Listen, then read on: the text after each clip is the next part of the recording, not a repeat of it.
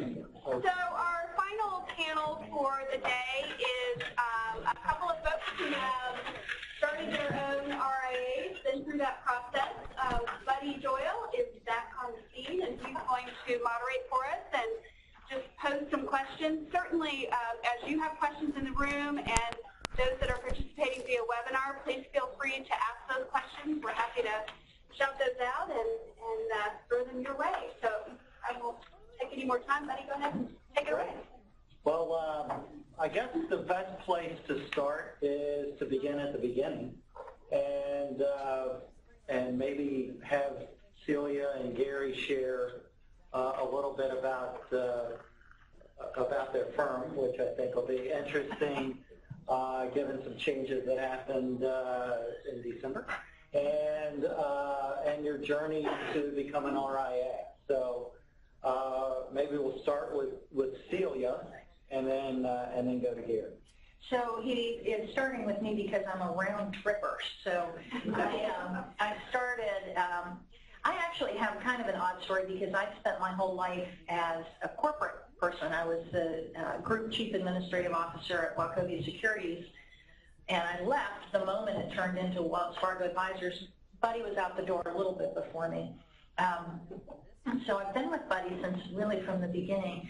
But when I left Wachovia Securities, I decided to start my own RIA because I had absolutely no interest whatsoever in continuing on in the brokerage world because of the constraints around it and what you were able to do with your clients. And I was a corporate person, so I had no clients, and I had no revenue, and I had no nothing. And Scott Coleman of Schwab was incredibly kind in helping me get all set up, and Ray Adams started nipping at my heels very soon thereafter. And Ray and I have worked together for years.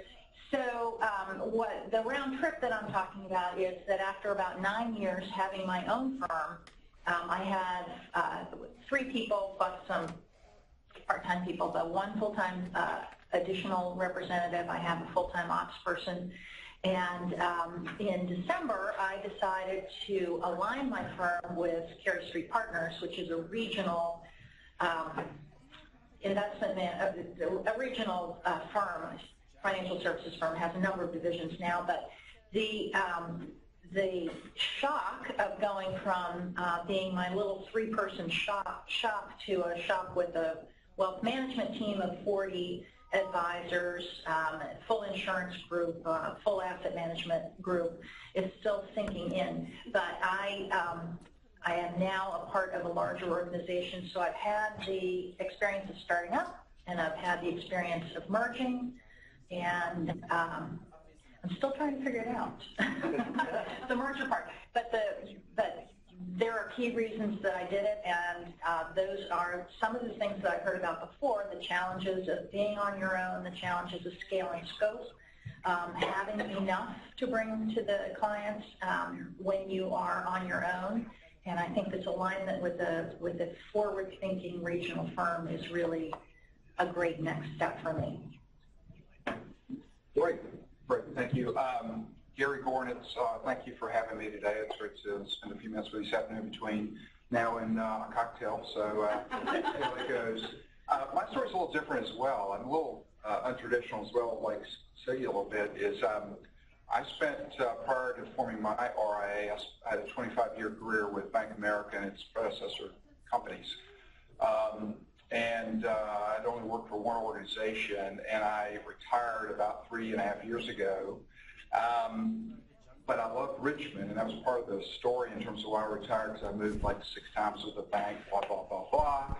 And my last role was running U.S. Trust, so I had the responsibility for the private bank for the Mid-Atlantic, Virginia, D.C., Maryland. And my night job was president of the bank. So I was running a company, but I didn't own my company. And so I saw a lot of changes, obviously, with a company 25 years in terms of just you see the warts, you kind of see, God, why don't we do that? Or, gosh, if I could do it, why don't we do it this way? And it had gotten so, I saw, and my teams, I used to tell my teams all the time, whatever you do do not let the client see the sausage being made. Because if they saw how hard it was for you to do something that should be really simple, they liked you. They would say, Celia, don't, I can get that done somewhere else. If it's that much trouble, don't do it. And very, very frustrating. So I saw that, and that's just part of being part of a big company. It's not right or wrong, it's just the way it is. And I saw that, and so, you know, I actually took some time off. I didn't know this is what I wanted to do when I retired, believe it or not. So I didn't have all those issues that Jim talked about earlier about, you know, staging it and all this kind of stuff. So, but I did have non-solicits and those kinds of things to work with my retirement. But I took some time to figure out what it is I wanted to do next. I knew I wanted to be in Richmond, and also knew what the custodian panel was talking about earlier, which was just the wave of what's going on in the industry in terms of independent, and because of all the things that were spoken about earlier in terms of just control, the creativity, the resources, the flexibility, et cetera. And so I spent some time and built a business plan, and I was telling Buddy just before we came up here, I wish I had was as fortunate as what you are to sit in front of folks to say, hey, ask questions, et cetera, what do you do, and then reach out and say, you know, what if? I did that, but I did it kind of, you know, single here and there, whatever, over about a 6 to 9 month period before I decided, look, this is what I wanted to do. And really what attracted me to it, and then when I built kind of my team in terms of our firm, what attracted us all, we all had a common vision and commitment, and that was, if we're going to do this, we're going to do something that's a little bit different, and then we're going to do something where we can serve our clients better, period. That was it. And when we put that, we said, all right, everything has to be around that. And you serve your client better. That's the center of everything. If you can't do that, don't do it. And then what are we going to do that's a little different? And so I think a lot of that has to do with your own backgrounds and your experiences, et cetera, and that it's all about the people and the relationships, et cetera, et cetera. And so we built what I would say, we built a firm that's holistic, a holistic wealth manager. And by nature, that's not different, right? I mean, there are a lot of people that do holistic wealth management, but I think in terms of saying and doing it are two different things. And I think that's our commitment is, you know, we really live by it every day. And what we think about is it's not the money. The money's not the client. The client and their family is the client. So we sit around every day as a team. We have 7 of us. We sit around every day and we say, what can we do to take care of our client? Their family has absolutely nothing to do with their money. Because that's the holy grail of how can you take care of somebody in this fiduciary environment. That's the other thing. I work for U.S. Trust, fiduciary. We have trust in our name. And I saw every day about conflicts.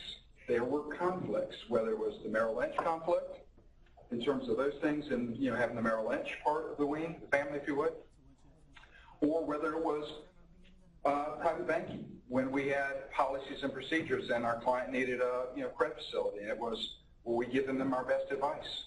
We were dealing with policies and procedures that had to do with our own, not what they could actually probably get in the marketplace. So there were some inherent things. I said, you know what, if we could do this a little bit differently. So that's what we did. We basically started with a blank piece of paper. And I think to me, the one thing I heard somebody say earlier was entrepreneurial. And I think that's truly, it has to be, you have to be a little entrepreneurial. I'm a bank by trade, so I will take risks, but it's calculated risk. But you got to have a little entrepreneurship. You got to be willing to take a little bit. You know, nothing's ever gained that you didn't take a little bit of risk for. And if you think along it long enough, you can measure the risk and understand what that is and then mitigate it. And I think that's really what got me, kind of really sealed the deal for me was, Kevin said earlier, Subway, and I like it more too, a Chick-fil-A franchise, and I could open up on Sunday. That's what I like to do in terms of that. Yeah, where you really can't do, there are things that are really pretty empowering, and I would say that's the other thing is we were empowered, and a lot of our folks come from big institutions, and so we were all dealing with the same stuff. We had all these products and capabilities, but the ability to be able to pick and choose and really dress our clients to be empowered with really giving them the best was we were limited by that. So that's where we can really make a difference. And so I'll wrap it up there, buddy, in terms of that being my story. And I will say that that is a very common theme from the folks that we work with is I think I can serve my clients better. That makes me feel good as a compliance kind of oriented person, to know that that is the motivation. And I got to tell you, it's been the motivation of really everyone that we've worked with, you know, that we've helped get started. It has been serving their clients better. Can you maybe share a little bit about sort of the business mix and the type of products that you've been able to use, and has there been any sort of major issues that you sort of ran into where there were constraints because you weren't affiliated with a bigger organization or not?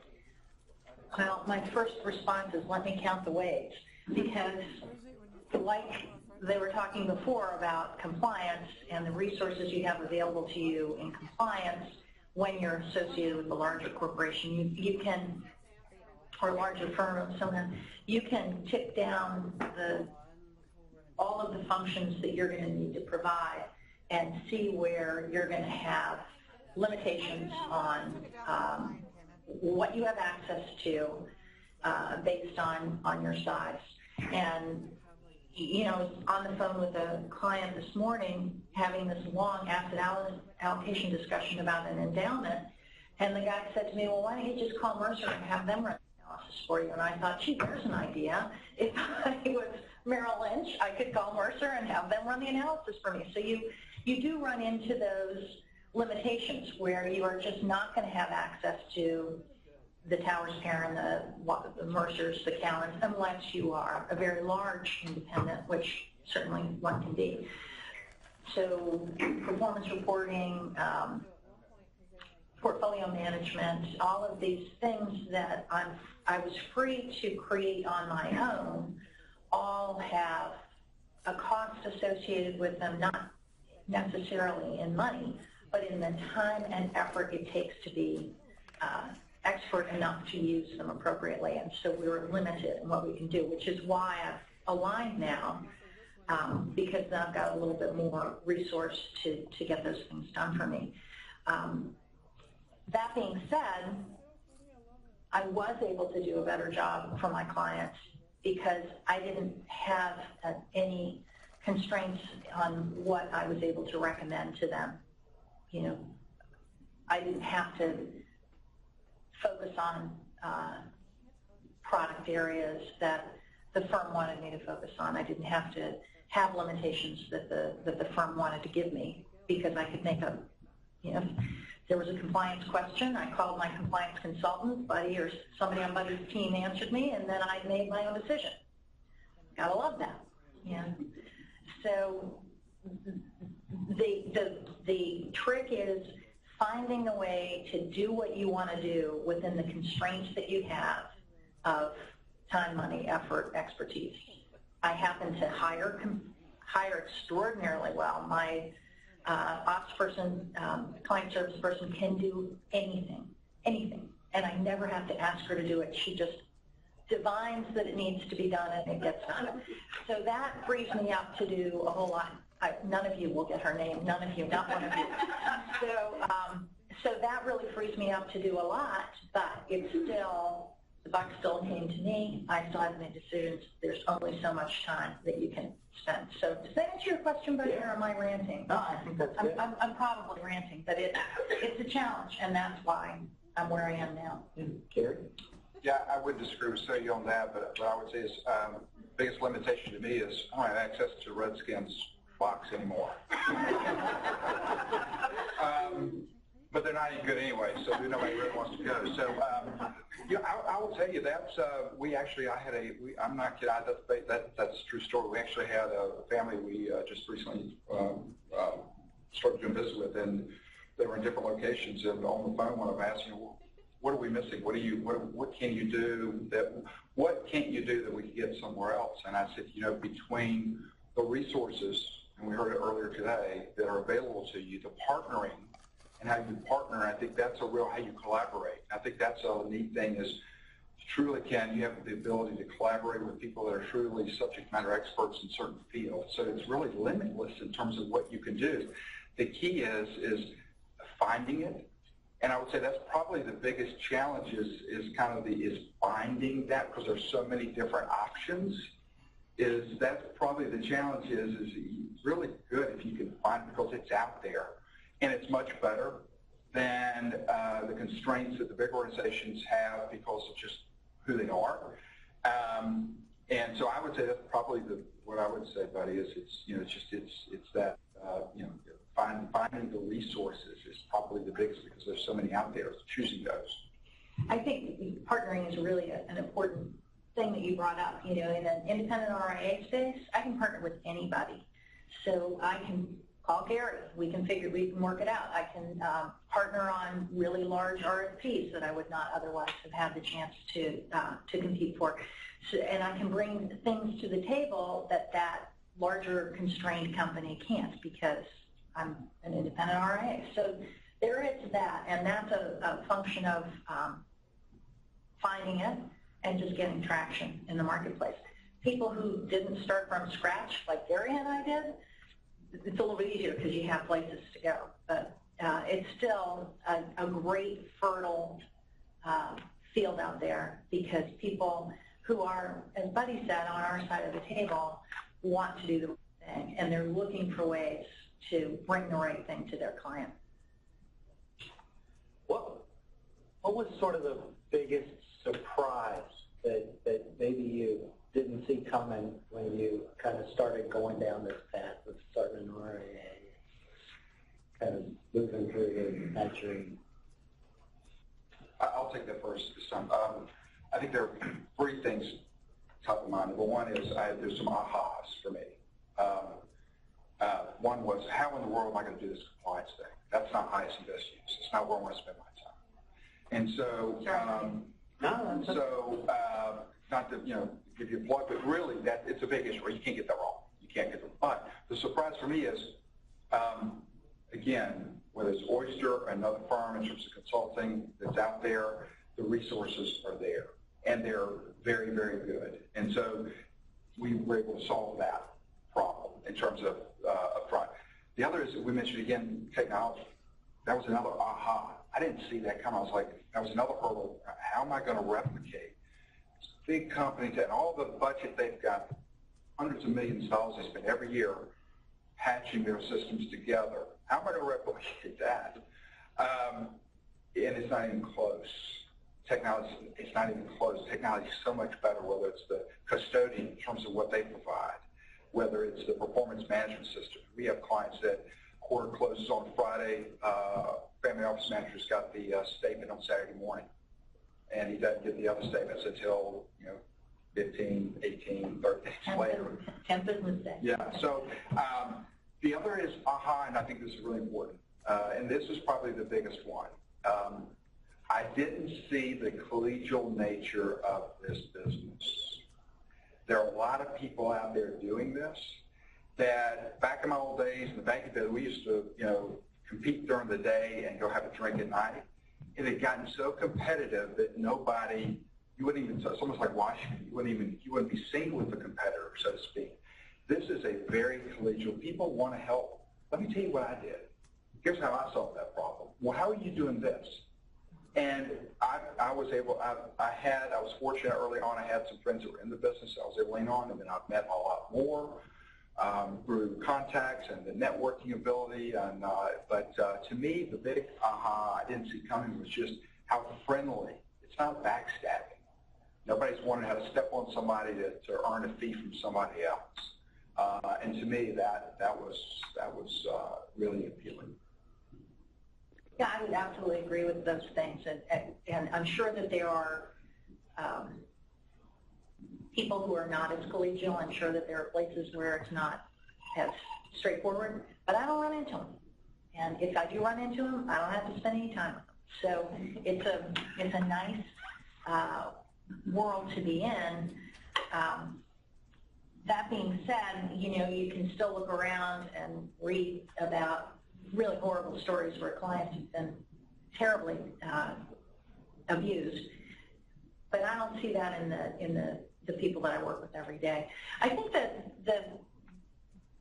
I don't know that there were any surprises per se, but that the amount of effort maybe had been a bit of a surprise, because digging in on some of these projects and making sure that you were strategically set up correctly, that, I remember her spending a day or at least a couple of hours trying to figure out, okay, well, how do I document my trade decisions? How do I, because I didn't have anything to go on, and so I created a little spreadsheet, and, here's why I did this and that and the other, and how do you sort that, and how do you file it, so that if you do have an audit, you can reach it every single way. And I'd call my friends over, from wherever they were and say, well, how do you guys do this? And so all of that effort was, it was a lot to get everything set up well. And once it was set up, it's clicking along. And I don't know that that's a surprise. It was just more of, I'm not sure. I thought this was a retirement job, but I don't know, you kind of gate how much I'm going to spend, how much time I'm going to spend. And the truth is that, it is, and you all know this because you're client-facing, it's a 24/7 job in that you're involved in the lives of these people and making material difference. You're helping them decide what day they're going to retire. You're helping them decide whether they can buy a vacation house. You're helping them decide when they have to downsize. And that means you're with them all the time, even if it's only in your mind. And maybe that was the surprise. Okay. Would you do it again? Yeah, I would do it again. I think I'd do it a little bit differently. I think I would definitely end up in the same place, but I think I would get a little bit more insight in the beginning from people who had done it before. I'd have done it earlier, frankly, because I think control, you have a lot more control. I never had control of my calendar. I have total control of my calendar today, so to speak. So yeah, I would again. We're only 2 years in, so we're still maturing, if you would, in terms of the business itself, but and doing what we're doing. But it's funny because the folks that we have, Brad enjoys coming to the office or being together, or tonight I'll be back at the office later tonight working on a project for tomorrow morning we have. So, and it's not like work, because you do have control, and you may have control and you may have equity, and so it's just it's different. Yeah, it's just. How much did you talked a little bit about how the technology turned out to be much better for you in the platforms that you had, and Celia, I'm kind of curious if you had a similar sort of experience with technology. Oh yeah, absolutely. Absolutely, because the big difference is that you're starting from scratch, right? So you might have the legacy systems in the way that Schwab's custodial platform works, or TD's, or whoever, but everything you lay on top of that, the technology world is brand new. You can go get a brand new design from scratch, portfolio reporting system and portfolio management system, and it's wonderful, wonderful new tools and techniques out there. So absolutely, I thought it was a gift to be released from legacy platforms. And one final question, I think, and then we'll open it up to the group. How much did you outsource, and how much did you just roll up your sleeves and get done? And do you feel like you do it a little differently, now that you've kind of had some experience with it? Originally, we kind of did all. That was a lot of fun. Is we had one piece of service, and how do we do it? We had folks that were advisors that were helping us that became partners later, but were willing to say, hey, you may want to think about this if you do this. And we spent, like, I go back to inclusion. It's like, wow, I'm getting all this free advice. It's incredible. But we spent a lot of time rolling our sleeves up and said, from everything from the marketing to the website to the communication, et cetera. I'll tell you, and this sounds really weird, but one of the probably one of the most satisfying times I had, this is really weird, is buying my own copier. Deciding to make your own copier. I never had to make that decision before. I never had to do it. But it was really cool to go out and have it. Here's what this does, here, blah, blah, blah, blah, and go through this. And I was like, wow, well, do I lease it, do I buy it, and all the different things that it will do and what it needs to do, what we're looking at. Really weird, right? But it was, I'll tell you what it did, it kind of it brought some things out that I spent 80% of my time on the phone on conference calls. It was just mind-numbing. It brings out some things and skill sets that you haven't used in a while, and it sharpens others, and it may bring out and refocus you on other skill sets you didn't even know you had. And so I think that's something that that it did for us as well, particularly. So. I think that's a really good point. This is running a business. It might be the business of a private practice of wealth management or whatever your market niche is, but it is running a business. You have rent and copiers and payroll and all of that stuff to deal with, and to the extent that you like managing all those disparate things, great. I happen to really enjoy all of that. I happen to really like putting the whole business together and making it all function. I outsourced the stuff that you outsource. I got an HR consultant and a compliance consultant and a marketing consultant and people that I didn't need to have in-house full-time and that we didn't have really the skill set to do. But I write my own marketing materials, and we do a lot of what we can in-house, and we try and outsource what is just not ever going to be anything we're going to develop deep expertise in. For a long period of time, I outsourced financial planning because I had an estate attorney that would do it for me. And yes, I'm the CFP and I understand all that stuff, but I don't necessarily want to spend my time creating it. So that's just something we've recently brought in-house with a new hire. So I outsourced as much as I could that was not productive for me to do for myself. Any questions in the room?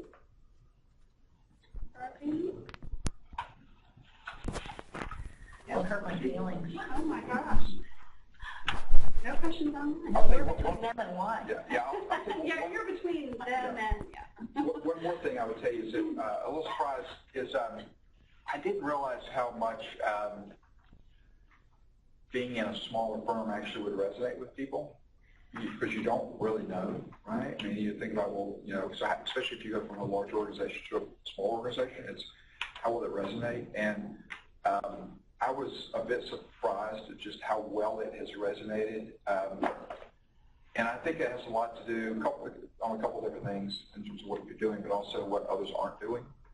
And then I also think that the whole trust factor has been kind of out there with everything going on. I think people have lost a lot of trust in the system, and they want things to kind of be more simple. They want somebody to take their problem and just solve their problem.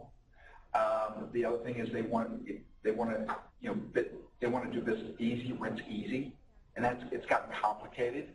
And so I think that would, to me, is something else that we've been able to solve in terms of value proposition and being independent RIA is, we're empowered. We're the decision makers, and we actually, back to the true RIA, we actually sit on the same side of the table as the client. We don't work for anybody. We work for the client. We sit on the same side of the table.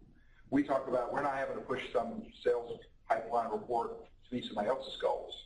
We're sitting on the same side of the table working with our client to help them meet their goals. And there's something that's incredibly satisfying about that when you're able to do that. And the thank yous and the things that we get because of what we're doing, it's just amazing, and it makes you get up every day. So I think that, to me, is I want to make the point that it is scary. Yeah, it's scary. It can be scary, but people are looking for something that's different and where they can go to someone that they trust and that will worry more about them at night than they worry about themselves. Okay, well, thank you all again for joining us today. We will have a recording of the webinar available. I think I mentioned this at the beginning. In a couple days, we'll get that out to you. It'll be a link to a recording. So feel free to watch it again, share, fast forward to areas where you wanted to get a little more information. You'll also notice we have the listing of folks who were participating today as speakers. For those in the room, it's on the back side of the agenda, so it's all there. Please feel free to take that and reach out to anyone as you have additional questions. And again, thank you so much for spending a couple of hours with us this afternoon.